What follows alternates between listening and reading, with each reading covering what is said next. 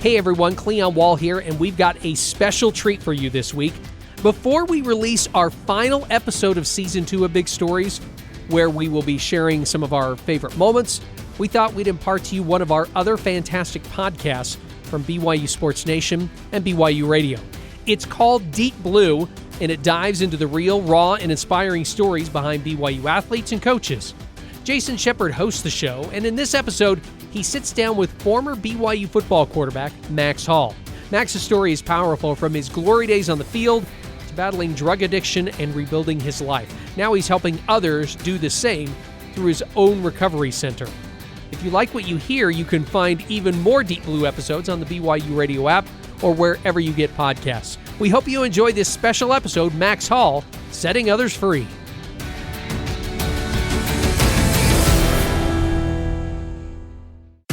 Get a deeper connection with the Cougars of BYU Sports. God gives us a gift, and we use that gift until he takes it away. Deep Blue. Just sitting down afterward and being really tired and thinking like, wow, I just won the U.S. championship. This is Deep Blue. Here's your host, Jason Shepard. Thanks for tuning in for a brand new episode of Deep Blue. This is the show where we get to know the person behind the number that you see on the field or the court. These are the true stories of BYU athletes from their own mouths. My guest today, the great Max Hall. Max, how are you? It's always good to talk to you. How are you doing? I'm doing great, man. I appreciate you guys having me on. Life's crazy and busy, and I know it was hard even just finding a time to do this, but I enjoy this, and I enjoy what you guys do with the show and Deep Blue, and it was really cool being part of it. So things are good, man, but I'm glad to be back on with you guys. Well, you said things are very busy, and I know a lot of what you're doing, but for those that maybe don't know what's keeping you busy these days, why don't you update everybody? Yeah, sure. So I just finished my 10th season coaching here at ALA. And then my day job is athletic director. So I have all that going on, but kids are getting older. Kids have games. Kids have this, that. They're old enough now. I got to take them places on the weekends, and it's just life just seems to be going really fast. And sometimes I need to remind myself to slow down and enjoy the moment a little bit. But between that and now, college coaches are coming around the school a lot and to see the kids. And so it's just kind of random things that pop up throughout the day. But junior high football is going on right now. So my son Rex is an 8th grader. So I'm coaching him on the junior high team. So we got that going on. And, it's just kind of day-to-day stuff. But when you really take a step back and look at it, I'm happy with where I'm at. I'm happy with, how life is going. I just got to remember to slow down sometimes. Correct me if I'm wrong. The most recent football season for you guys, 10-2 on the year, and you guys lost in the state semifinals. Is that right?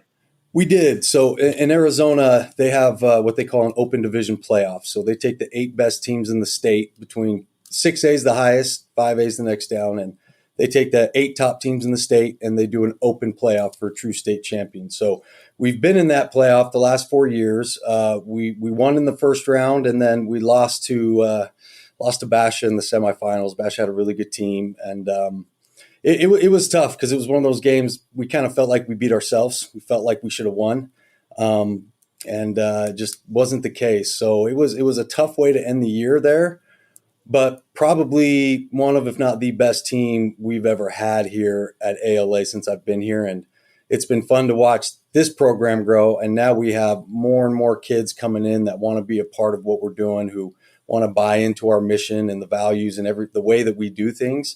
And so it's pretty cool to see people starting to want to be part of it and be part of a great culture, but also be part of an elite football program. So that's fun. And hopefully we can get back there next year and possibly win it. But it's going to be fun to see how this next team shapes out. Well, and you're the offensive coordinator. So when you look at this offense, if you were to describe your offense, what type of offense do you guys run?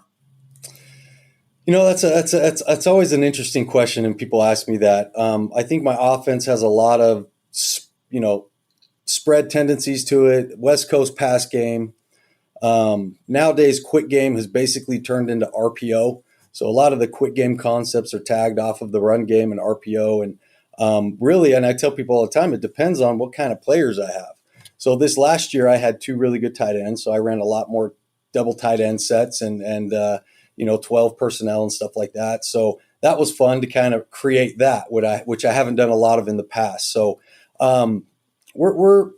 it's take what the defense gives you, man. It's fun because every week I feel like the game plan, the offense might look a little bit different based on what we're going to see. But at the end of the day, it is a spread. It's a West Coast pass game with, RPO with your base, power counter, inside, outside zone stuff. So that's pretty much it. And then I just scheme it up every week and what I think works best. So it's a blast, man. I would imagine, you're obviously somebody that can speak to this. The evolution of the offense, every offense seems now to be catered towards whether it's realistic or not for the athletes to go to the NFL. It's all about preparing them for that type of offense and going against NFL defenses and things like that. How much has it evolved from a coaching standpoint in terms of the types of offenses that you're running? No, it's evolved a lot. And even the type of quarterback you have has changed a lot. It's no longer hey, I need a 6'5" kid who can throw the ball 80 yards and, a lot of play action and pro style type stuff. Now everybody's spreading it out. The offensive coordinators now are really creative in some of the stuff they're doing. And it's fun to keep up with guys that I know and talk ball with them, but defenses are getting better. So the offenses have to come up with new ways to do things. Right. And so the way that things are going is you're getting away from those traditional sets and you're getting more into, maybe one tight end sets, 11 personnel, but it's spread them out and kind of see how they line up. And then let's dictate the play based on what they're doing. So there's a lot of check with me's now. There's a lot of, options for the quarterback to change the play. And you have to be able to do that so that you're not just kind of like calling a play and hoping that you see the look that you think you're going to get. Because if you don't, there has to be something else. So the quarterback preparation the stuff that I'm teaching my son as an 8th grader, I didn't learn until I was a senior in college. You know what I'm saying? Like I didn't know what an RPO was when I played. And then I went up to Canada, and in Canada, that's all they did was RPOs. And this is before anybody was doing it in the States. And I'm like, wait a second, it's a run play. I can't throw the ball. Like that's against the rules, isn't it? And they go, so I learned a lot about the RPO game in the box and how to count it and how to read it when I was in the CFL. And it's been cool to just take all that I know and just kind of mold it into what we have. And then, focus on your players. It's funny. You can scheme up the best all you want, but there's that saying, it's more about the Jimmies and the Joes than the X's and the O's. Right. So, yeah. And I'm not talking about just studs. Are you preparing your athletes? Are you preparing your players to be able to be smart and process information and make good decisions? And so from the receivers to the quarterback to the center, and it's a lot of time, it's a lot of coaching, but when it comes together, it's beautiful, man. And it's what I love to do. So not only are you a football coach, and you talked about, coaching your kids and dealing with all of the family stuff that keeps you busy, you also have helped found Victory Recovery, which is an addiction recovery center.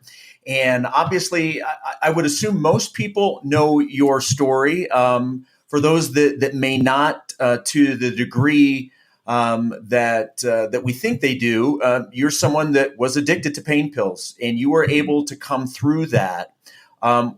So why go through the work of starting your own recovery center? Why was that important for you?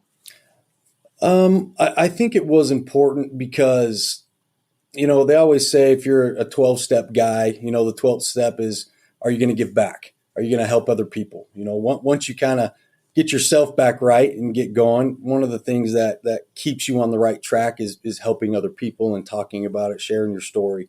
And so that's what we wanted to do. But selfishly, that just kind of keeps my head right. When I see other people going through it and I'm able to help them, I remember, hey, I used to be there. I know what that feels like. I know what you're going through. And I think that's one of the biggest, benefits of being in the position I'm in is I've gone through the same thing. So people will listen. People will trust me because this is how I did it, and let me help you do it to get you back healthy.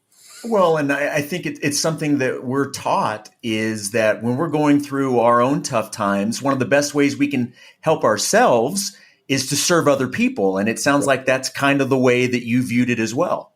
Yeah, I mean, it's charity. It's Christ is what it is. It's giving back. It's at the end of the day, teaching people how to use the atonement. It's teaching people how to be able to look back up to God. And because when we're in our addictions, we don't want to look up. We want to keep our eyes down. We want to focus on ourselves. We want to be just leave me alone, leave me in my addiction.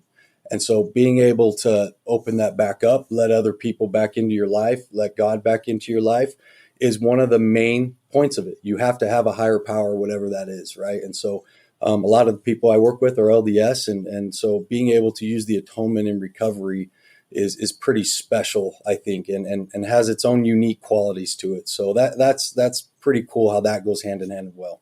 Well, and addiction is such a serious topic. It affects countless people, and certainly there are many different addictions that people can have. So what is it that helped you the most to achieve your sobriety? Is there one thing specifically, or was it sort of a combination of it all? Oh man, yeah, it's a lot, but I think I can give you the short answer. Is what it comes down to is, when you fall to addiction, when I fell to addiction, I was broken. I was not the same guy. I was totally in a different mindset, and you lose self-respect, self-love. You hate what you're doing. You can't help it. It's scary. You don't want to stop, but you have to. And so there's all these emotions that go through you. And the first motivation I had was family. I need to do this for my kids, for my wife, for my family, and I need to get this done. And that worked. It kind of got me going. But what I realized is at the end of the day, I got to make a decision of who I want to be and what I want to do. And if I don't want to be an addict and I want to overcome this and I want to go achieve other things in my life, then I have to make a decision. And once I make the decision, you got to burn the boats, as they say, right? There is no going back. Once I say, okay, I'm ready to get sober, you have to get to a place to where you are willing to do anything, everything, whatever is asked of you. You say yes and do it. And even if it's go jump in the cold lake, go do it. Because if you don't get to the point to where you're ready just to completely not fight it and do everything that people ask you to do, because that's what you need to do to get sober. And I'm doing it because I want it, not for somebody else. And I think that's what really kind of got my recovery and kind of took it to the next level, is when that self-respect and self-love and self-care, and when I liked myself again, now I was able to be a good dad again and a good husband and coach football and do all the things I'm doing.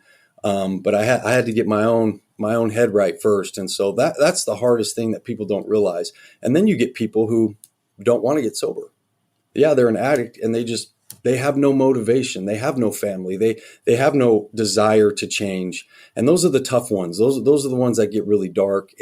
But I've seen people come out of it. It's just when that person makes the decision that I'm done, now we can start the recovery and move forward. But there's so many people who have told me they've made it, but they haven't. They're not all in. So when I say burn the boats, we're all in, that's when it starts. And so it took me,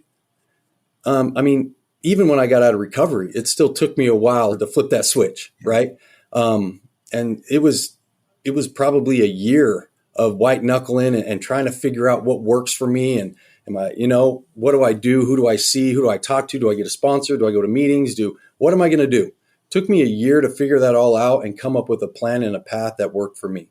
Everybody's recovery is different. There's no one deal to do it. And so that's what we were doing. We were helping people find their path and what works for them. And so for me, I had to take the mentality, the competitiveness, the great qualities that I had that made me a great football player, and I had to learn how to change that from football into Max as a person, as a husband, as a father, as a follower of Christ. And that's where I think things changed when I figured out how to do that and use this the same way that I was dedicated and just viciously wanted to be the best at football. I need to do that for myself. So that for me is what really got me sober. Do you still feel a connection to that guy, or because of the work you've done and the time that has passed, does that almost feel like a completely different person? It's a different person. I don't even, I've gotten to the point now. I mean, I'm not a big day counter. I know some people are, but I mean, I think we're 11 years now since it happened. And I've gotten to the point to where I don't forget it. I don't pretend like it never happened. I own that. But that person is so far in the rearview mirror, and I don't want to focus on the past. I know he's there, and I know I could go back to that if I don't keep on the right, path and make the right decisions. But I don't need to focus on it. There's a lot of people in recovery who will go to a meeting, and every meeting they go to, they say, "Hi, I'm Max. I'm an alcoholic, or I'm an addict." I got a little different perspective, and I'll get criticized for this, but I really don't care. My thing is self-talk, and if I wake up every day and say that I'm an addict, I'm going to be an addict, But if I wake up every day and say that no, I'm Max and I'm sober and I'm a great dad and I have self-confidence, and how you talk to yourself is a big deal. And so again, that's just another path that might work for someone else, but for me, that's in the past.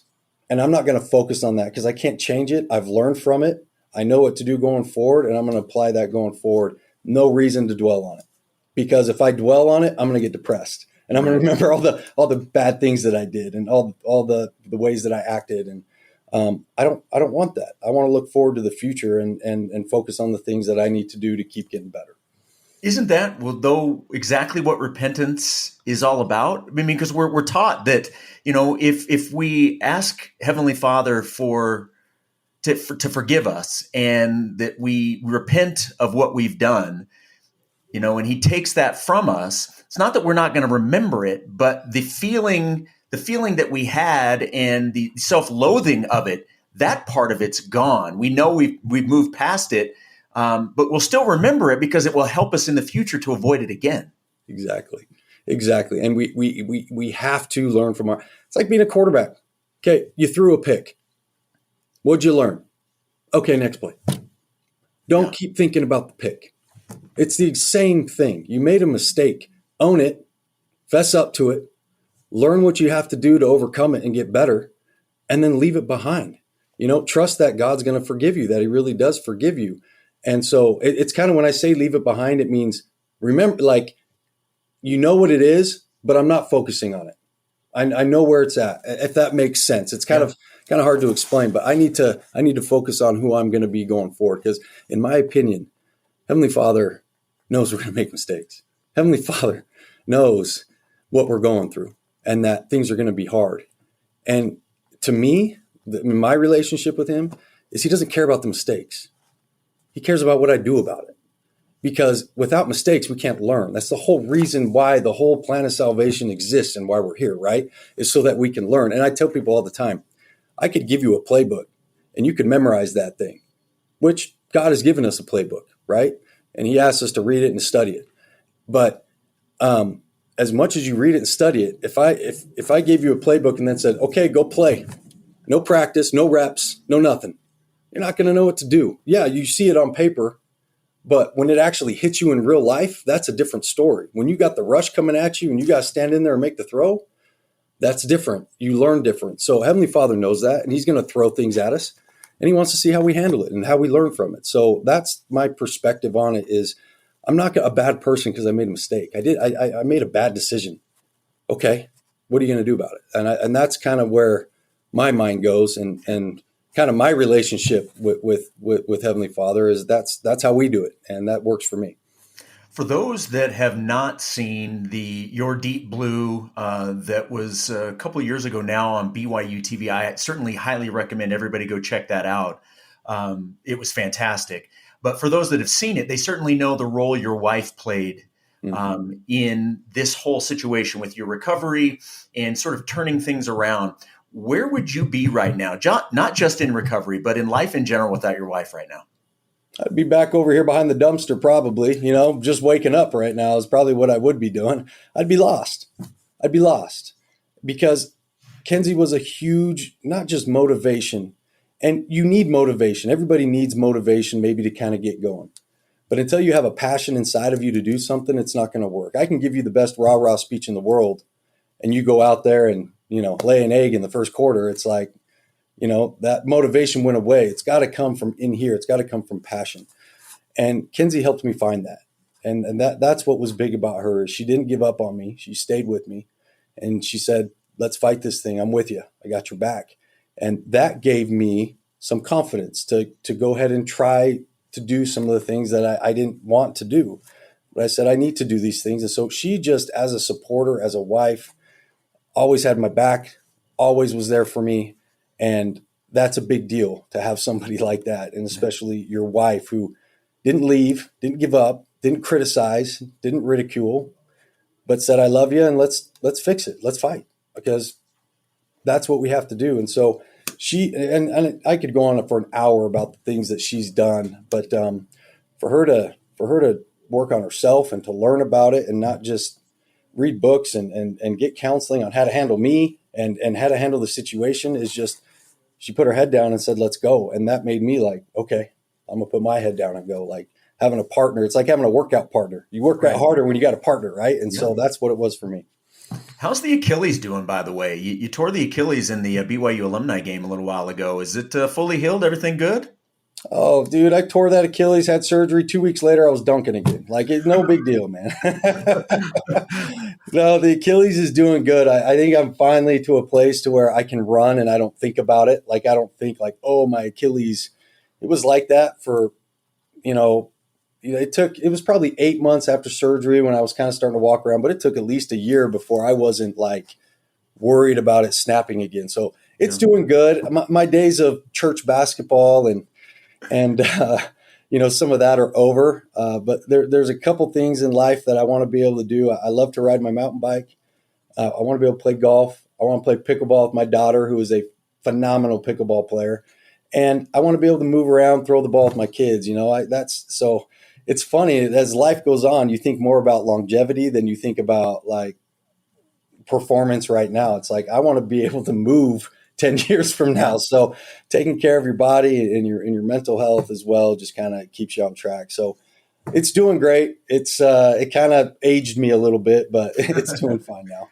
So I do want to bring it back one more to your recovery. Obviously, usually in a situation like that, doctors will prescribe painkillers after surgery. You chose not to go that route for obvious reasons. And I don't want to maybe make this sound overly dramatic, but how big of a moment was that for you to realize that you were in a place where you could make that decision? Yeah, it was funny because so there's a tool that we teach people, and that tool is you need to be ready for the answer before you get asked the question. So if I ever I know in my head, if I ever have to have surgery or if I have an injury, the answer is no. I can't.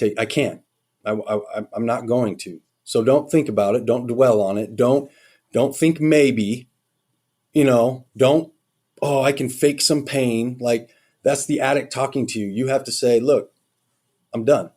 I'll figure it out. I'll endure the pain. I'll take some ibuprofen. I'll do whatever. All right. So as soon as that happened and I knew I had to get surgery, I actually had people come up to me right away like, hey, how are you going to handle this? And I already had the answer. I said, I'll be fine. It's going to hurt. It's fine. I've hurt before. Like I'll get through it. It'll be a moment. And so, but here's how the adversary works. This is how addiction works. We go to the doctor's appointment. The nurse, she's like, okay, we're going to prescribe you this, Percocet. And I said, and I brought my wife with me on purpose. Right. So it's just a tool.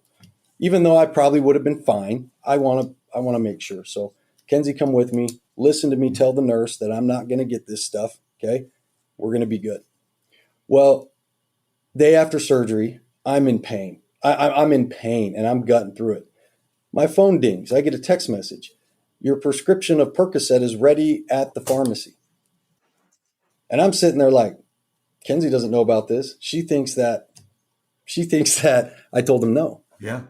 And there was a moment, right? I had a moment where I was like, ooh, no one would know.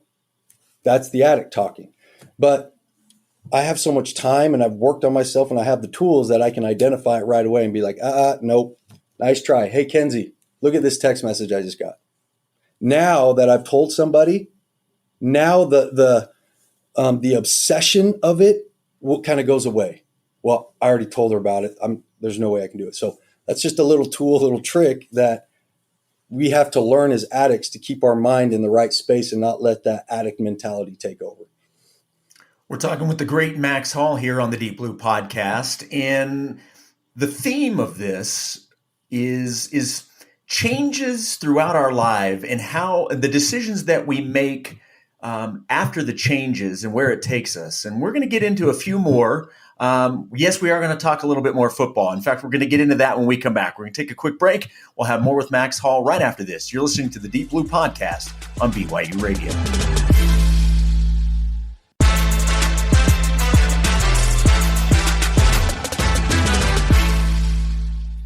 You're listening to the Deep Blue podcast here on BYU Radio. I'm your host, Jason Shepard. My guest today is former BYU quarterback, Max Hall.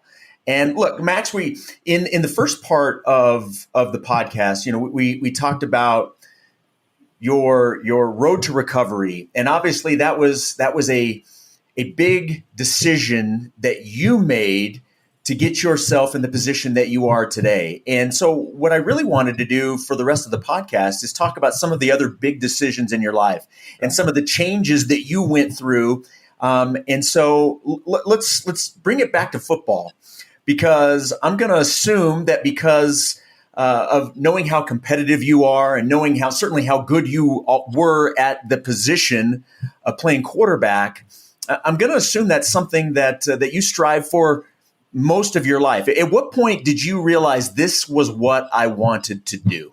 Oh, yeah, that's a great question. So it's funny. I grew up as a kid. I was a basketball guy. My first love was basketball, and played starting as a little kid. And back then the club scene wasn't as big as it is, but like AAU was around, and I was on a couple different teams, and I thought I was going to go to ASU and play basketball. That's what I thought. I wanted to go to ASU, and then I was going to go play for the Phoenix Suns, right? That's what I thought I was going to do as a kid. And then, I played my first year of tackle football, I think when I was 12, and I hated it. I remember I came home from the first day of practice in tears, sitting in the hot tub, just like, because they made us run and hit, and I'm just like, I don't like this, Dad. Like, I'm not doing this. And Dad's like, no, we signed up. You started. You're finishing it. Like, you're going to do it. Well, the next day at practice, I'm a receiver, and the coach is like, hey, we need to find a quarterback. Can anybody here throw? Well, I was also a baseball player. I was a pretty good pitcher. I had a good arm. I said, well, I pitch in baseball, and I'll try. So he goes, all right, Hall, get up there, throw a slant route. And I took a 3-step drop, threw a slant route, and played quarterback ever since. So that's how I became a quarterback. And then it really was probably my sophomore year in high school where I'm like, oh, man, I might be a better quarterback than I am a two-guard, and I'm not sure if I'm going to get the height to play basketball. And turns out I can spin a football better than I can shoot a basketball. So I started getting a lot of recognition in football, started getting some offers, and ended up just kind of taking off and fell in love with it. So that's kind of how I came. And then, it was still, I want to go to ASU. I that's my uncle, my grandpa's jerseys are retired there. I went to the ASU games growing up. I want to go to ASU. And so I went there and was there for a semester. I left on my mission. And when I came home, I knew I couldn't go back to ASU, and I needed to put myself in a better position, and BYU is the answer. So I got home and BYU said, hey, we still got a scholarship for you if you want to come to BYU. And I said, well, I'll come up on a visit. Went up on a visit, and as I was sitting in a fireside, that they were giving before the game. I don't know, does the team still do the firesides the night before the game sometimes? Sometimes. Yeah, so we used to do it a lot more, and I know they do it still once in a while, but I'm sitting there, that fireside, and I'm watching the players talk, and Coach Mendenhall gets up and talk, and I remember me and my dad looked at each other at the same time, and he's like, "You're supposed to be here." And I said, "Okay." So that's how I ended up transferring to BYU. It had nothing to do with football, had nothing to do with what quarterbacks were there, or I just wanted to be at BYU. And I wanted to play football at BYU. And so I worked my tail off and got an opportunity. I got to learn from John Beck, from a year, and got an opportunity and played. So that's it was probably like my sophomore, junior year where I'm like, dude, I think my career is in football. And that's when I made the switch. I think we feel like there's got to be these just gigantic moments that set us up on this course that we were destined for. But you talk about the fact that you were playing receiver and just on a whim, like, hey, can anybody play quarterback? I mean, had that question not been asked, your life could be completely different. Or if you're not at that fireside, maybe you don't have that prompting to go to BYU. So it's these small things that if we're not paying attention to or there at the right time, Yeah. I mean, you talk about decisions, it could look completely different for you. Yeah. I mean, what if I stayed at ASU? What did that look like? Where would my life have gone from there? And it's no secret, ASU is a big party school. You know what I mean? And I needed to get out in that environment, and I needed to be in a better one. And so who knows where my life would have went. Well, I don't know if I'd have played at ASU or if I'd have never played and just partied the whole time I was there. I don't know. It's like BYU didn't have to reach out when I came home. Why did they reach out? There was something there that was special. There was something there's a reason why I needed to be there. And it just happened. I feel bad for some of these kids nowadays trying to get to college and get a scholarship. For me, it just it happened. And looking back, I think I know some of the reasons why, and it wasn't just to play football. It's what I did for other people. It's what I learned. I ended up meeting my wife in the process of all this. So it just goes together. And I always, when I talk, it's like my life is like the Book of Mormon, man. You know what I mean? It's like I do good, and then I get comfortable, and then the Book of Mormon's like this. Yeah. They're either doing really good or they're really bad, right? Yeah. And I'd like, dude, I got to even this out. I gotta stay up here a little bit, right? So it's being at BYU, I think, was one of the biggest blessings in my life. It did more for me than I think I did for BYU. You mentioned going and being there with John Beck, and you were able to sit and watch Beck that 2006 season. And I'm curious, from your perspective, everybody wants to play. Everybody wants to be out there. How much of your collegiate success do you believe can be traced back to that year that you had to watch and learn? It's the best thing that could have happened to me. So when I was at ASU, I was on the travel squad. I was the third string quarterback, and I held the clipboard all practice. I got to go to the games, but I wasn't getting any reps. When I got to BYU, I was ineligible to play my first year. I went to BYU knowing I couldn't play the first year. I didn't care. And so what that allowed me to do was run the scout team. So every single day I got to go against the best defense in the Mountain West. That was with Kelly Papinga and Brian Kill and Nixon and Criddle and all these guys, that amazing defense. And I got to go against them every day in practice. And I got better and better. And then that spring, when I had an opportunity to compete for the job, I was ready because I followed John Beck everywhere he went, and I soaked up everything he had to say and everything he did. And I watched how hard he worked, and I watched how he trained, how he coached, how he managed his players. And I learned a lot from him. And then you add in Brandon Doman, who believed in me, who told me I was going to be great, that I could be as good as I wanted to be, and I'm going to help you get there. And I had people believing in me. I had people that helped me get to where I was at. I didn't just become that. I had guys like John and Brandon and Bronco and these guys who helped me become that. And then obviously I had to go do it. I had to put in the work too, but learning from those guys was invaluable. And so the reps I got learning, and then having a coach that believed in me and knew how to coach me and motivate me was, Coach Doman is responsible for my success at BYU more than I think anybody. And that's pretty special to be able to say that. Well, you were certainly ready to roll when the reins of the offense were given to you. What did that moment mean? Can you articulate what it meant to you when it was your show and you were finally able to get on the field? Yeah, it's funny, and I'll go through this quick, but going into spring, I thought I was the next dude up. John and Jason Beck are graduating. They tell me how much they like me, next man up, right? Well, they brought in like 3 JC transfers. A couple kids got home from their mission. All of a sudden, the quarterback room's like 8 dudes. It was supposed to be like 3. And I'm like, what the heck? I thought I was supposed to be the guy. Like, why are you bringing all these guys? And competition, right? And it made me better. So I remember at the end of spring, we were doing it off touchdown drives. That's who the starter was going to be, right? And I think it was 21 touchdown drives through spring, and the next closest was 7. So I'd done what I needed to do to win the job, and then when they did finally name me the starter, kind of going into the summer and into the season, that's when everything mindset-wise changed. And this is what I learned, not right away, but as I did it, is it's not so much about how I prepared myself. I know I'm going to prepare myself. Like I'm an addict. I'm crazy. I was addicted to football. Like I couldn't get enough of it. I was going to watch film and work. I was going to outwork anybody. But I got to prepare my teammates. I got to get them ready to go because I'm only as good as my teammates, right? And so preparing them and doing everything with them and creating relationships, I was able, for whatever reason, I had the quality of being able to take a group of guys and elevate them. And take a group of guys and they believe that we're going to win because I got Pitta and I got Collie and I got Harvey. They got me.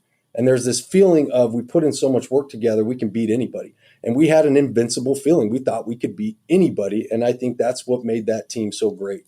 I wish we could have played more out of conference games, playing in the Mountain West. I would have liked to have played, not playing San Diego State and Wyoming all the time. I wish we could have played some bigger games, which we got to play Oklahoma and Pac-10 teams. But I think that team was good enough to compete at a little higher level. But definitely a special couple of years there, man. It was a great time. Well, in 2007, and this is probably selfish on my part because it's one of my favorite plays, and I just happened to be on the sideline there. It was earlier in my career, so I got to witness it. I mean, the catch was right in front of me. The 4th and 18 to Austin Collie, obviously leading to the victory over the University of Utah. From a football standpoint, where does that game in that moment rank for you? There's 3 moments in my career that stand out, and I have a hard time ranking them sometimes.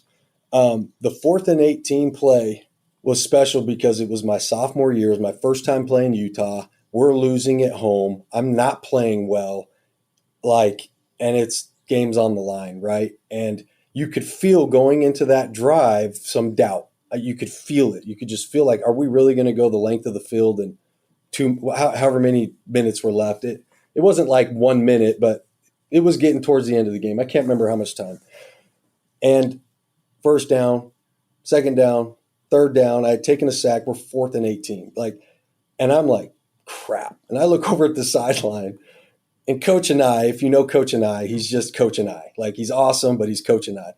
And he's just like glaring at me like this. And he goes like this. He gives me a fist. That's all he gives me, which means a go route. Didn't give me a formation or nothing. So I'm like, okay, let's go Trey right. Let's go 4 verts. And at the last second, I tagged Austin on a little stutter, like a stutter go. And if you ask Austin, he's like, that was a stupid call because they're not going to bite on a stutter go, on 4th and 18. I'm like, do it anyway, right? Like, do what I tell you to do. So he runs it, but as he stutters, I get out of the pocket and the DB's eyes go to me and he goes right by him. And I had a separated shoulder in that game. I had separated my throwing shoulder, a grade 3 separation the week before versus Wyoming. So that throw, Jason, that took everything I had to throw that ball about 40 yards. Some people don't know that I played that game with a separated shoulder. Like my collarbone's almost sticking out of my skin. And so everything I had, and when Austin caught that, it was like game over. And we hadn't scored yet, but it's game over. That play, when Austin caught that ball, that's the loudest, in my opinion, the loudest I ever felt that stadium. It's like I had 100 speakers around me and just the vibration, and you can't hear, and it's like the place is shaking almost. It was just like the adrenaline rush you got from that was just unbelievable. And so that was special, right? And then you got my senior year, you got two special moments. You got the win against Oklahoma, which probably is my signature win, you would say. And then obviously the overtime pass to Andrew got to be number one. I mean, I don't – when you throw an overtime pass against your rival to win the game,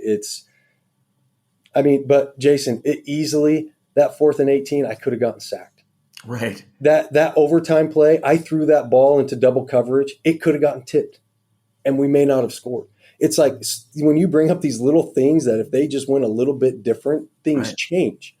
And then I pop up after the game and all of a sudden become like a legend at BYU because I popped off after the Utah game. It's like people love me or hate me for that. And I look back at it and I think it's funny. It's just at the time it was so intense and so serious. And now I cheer for Utah when they're not playing for BYU. One of my quarterbacks that played for me just walked on at Utah. I have another quarterback that played for me last year who signed with BYU. So I'm going to have a quarterback at Utah and a quarterback at BYU.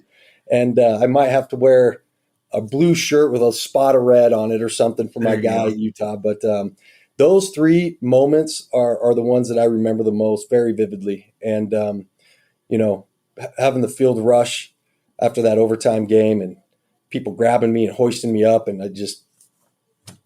you dream of that as a kid. And so for that to come true for me, I just super blessed, man, just super happy with how things worked out. Is the I hate Utah comment, is that what's brought up to you most? It was for a while. And, even some of my kids and players would find the clip on YouTube and pull it up, be like, Coach, look at you. And it's kind of died down. Sometimes when I'm in Utah, I'll get we hate them too, it's one of those things. Mm-hmm. And I think it's calmed down. I think I take pictures with people wearing I hate Max Hall shirts. It's funny. Like, in my opinion, it's funny, and that also, quite frankly, Max, and I think you've probably experienced this, that also helps diffuse the situation because there are a lot of people that really didn't like that. But when you're able to have fun with it and then you have fun with Utah fans, it makes you even more endearing because it diffuses the entire situation.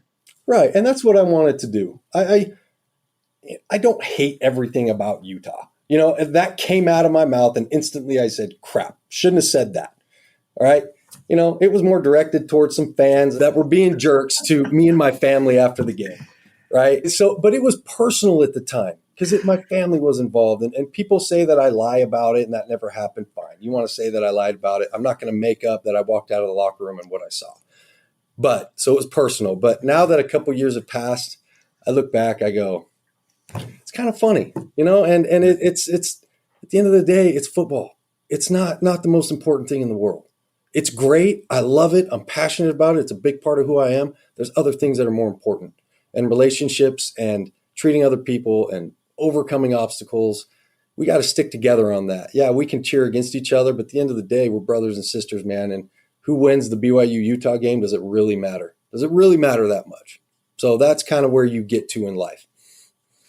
What are the most important lessons, whether it's from your life experiences, from your playing days, what are those lessons that you feel are most important to pass on to your athletes? I think that's a great question because football, in my opinion, is one of the best ways to teach valuable life lessons. Football's hard. You train year round for it in high school, you're guaranteed 10 games. And you train, let's say, 300 days a year to play in 10 games. And so those games are so special. They're so you get up for them like they're unique. Anytime you get a chance to play a football game, it's special, right? And so that's why there's so much emotion involved in football and everything and the physicality of it. And then teamwork and leadership and dedication and everything that you can learn in that is great. And I got really good at it in football. The key is being able to do it in life. How do I take overcoming adversity in football, which might be we keep jumping off sides or I can't complete a pass, overcoming that adversity at least teaches you how to do it. But it's a lot harder in life to overcome an addiction or people get a divorce, or they lose a child, or they're suffering from depression, or they're whatever. That's harder to do than to go back the next series and complete a football or not jump offside. Does that make sense what I'm saying? Yeah. But at least you learn it. And then it's like, okay, well, to overcome that, I had to refocus. I had to motivate myself. I had to get my team together and ready to go. So that's what I do in life. I have a team of people that are around me that I love and that I trust, that can hold me accountable if need be. And I have people that I can rely on, just like I relied on my teammates when I played, because I can't do it alone. And that was one of the hardest things to realize, is Max Hall can't do it by himself. As mentally tough as I thought I was, can't. You need a team. And that's probably the biggest thing that I learned going forward, is you need people around you that want you to be successful. And if you can, like Chad Lewis's book, Surround Yourself with Greatness, right? When you surround yourself with the right people, you'll be amazed with how your life changes. Max, I cannot thank you enough for being willing to do this. This was a thrill for me. Like I said, I covered your career, but I've also been a fan of yours. I've had an opportunity to interview lots of times, over the years, but I really appreciate you being willing to do this and to talk about the things that you did. Whether you see yourself as an inspiration or not, you certainly are. And I hope you know that in what your story can do for a lot of other people. So thank you so much for being willing to share it. I appreciate it. Yeah, absolutely. And that means a lot to me. Thank you. And, I've talked about my story a lot, but it doesn't get any easier. I could probably get through it without crying a little bit better, but those emotions are still there. They're still real for me. The emotions of shame and guilt will come up. The emotions of regret come up. And it just kind of is a reminder for me that I'm not going back there. Right. And so for someone like you to say, that it's helping other people and it's inspiration, that means the world to me, because I don't know. I try my best. I do my best. And if it really does help somebody, the gratification from that is as good as it gets. So thank you, Jason. I appreciate you having me on and you guys making this work, and kind of the whole Deep Blue thing that we did. I can't tell you how many people just loved what you guys did and how you did it. And a lot of compliments to you guys on what you're doing. And I haven't seen all of them, but I've seen some of your other ones, and I just think it's fantastic. So you guys keep doing what you're doing. I'm glad we got to do this, even though I was kind of had a crazy morning, and this was good for me, kind of reset me, and I appreciate you taking the time to do it. Well, I appreciate it. It was an absolute thrill for me. Thanks again, Max. I appreciate it. You got it. Thank you. All right. My name is Jason Shepard. Ben Hall produced this episode. Deep Blue's senior producer is Cleon Wall. You can download and subscribe to Deep Blue on all podcast platforms, or find all episodes on the BYU Radio app. Deep Blue is a production of BYU Radio.